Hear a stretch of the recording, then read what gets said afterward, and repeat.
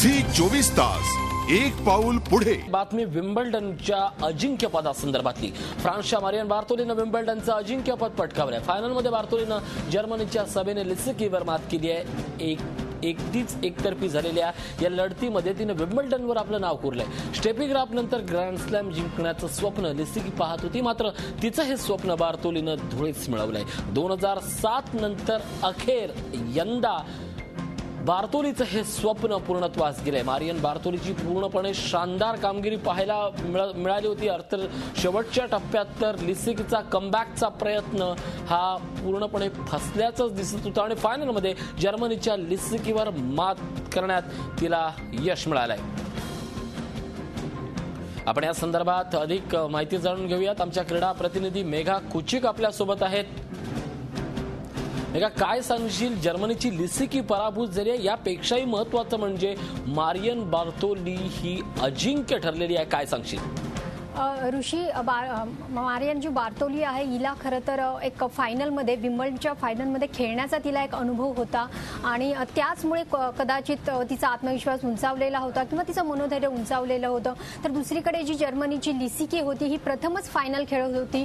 केवळ विम्बल्डनची नाही तर कुठल्याही ग्रँड स्लॅमची पहिलीच फायनल ती खेळत होती आणि त्याचमुळे तिचा आत्मविश्वास कुठेतरी इथे कमी जाणवत होता। अगदी मॅचच्या सुरुवातीपासूनच बार्तोलीने आपल्या मॅचवर आपली पकड घट्ट ठेवली।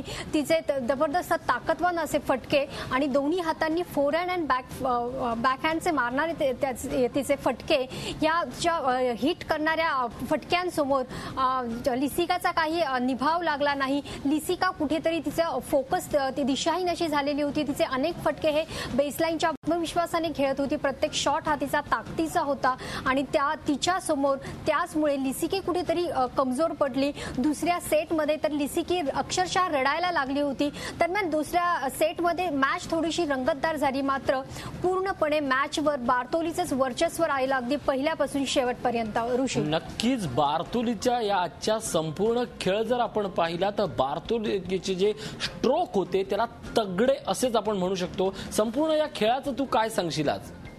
ऋषी, मगाशी म्हटल्याप्रमाणे पहिल्यापासूनच बार्तोलीने आपली एक अतिशय घट्ट अशी पकड मॅचवर ठेवली। नाही म्हटलं तरी तिला फायनलमध्ये व्हीनस विलियम्स सारख्या तगड्या प्रतिस्पर्धीबरोबर खेळण्याचा एक अनुभव होता। याशिवाय तिने यापूर्वी अनेक ग्रँड स्लॅमच्या क्वार्टर फायनल आणि सेमीफायनलमध्ये खेळलेली होती।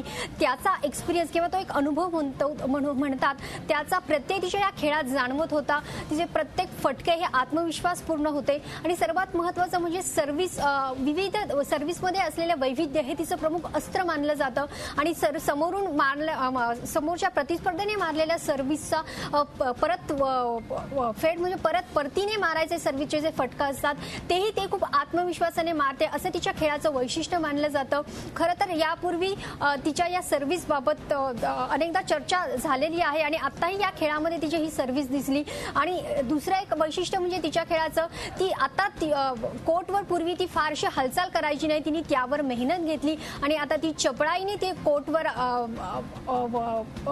फटकेबाजी करते हे आपल्याला आता दिसून आलेलं आहे। ताकदीचे फटके नक्कीच मेघा, हा आजचा संपूर्ण जर खेळ पाहिला तर जसा बार्तोलीसाठी लक्षात ठेवला जाईल तसाच लिस्कीनं जी झुंज दिली, अर्थात नंतरच्या सेटमध्ये ती कमबॅक करण्याचा एक प्रयत्न करत होती, पण लिस्कीच्या खेळाबद्दल काय सांगशील?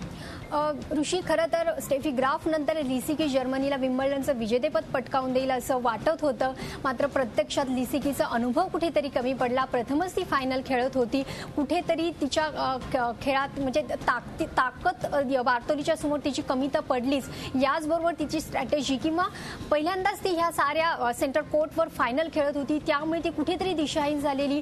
तिचे फटके हे अजिबात नियोजनपूर्व असे नव्हते आणि त्याचमुळे जर्मनीला 1999 नंतर जे काही विजेतेपद मिळणार होतं ते काही मिळू शकलेलं नाही। लिस्की कुठेतरी अनुभवामध्ये आणि खेळामध्ये कुठेतरी कमी पडली। ऋषी, नक्कीच मेघा, या संपूर्ण खेळाचं जर वर्णन करायचं झालं तर दोन नवे चेहरे नौखे नाही म्हणता येणार, नवे चेहरे पण एक जुनी खेळी, दमदार खेळी असं याचं वर्णन करता येईल। धन्यवाद मेघा या सगळ्या माहितीबद्दल। आमच्या प्रतिनिधी मेघा कुचिक आपल्यासोबत होता।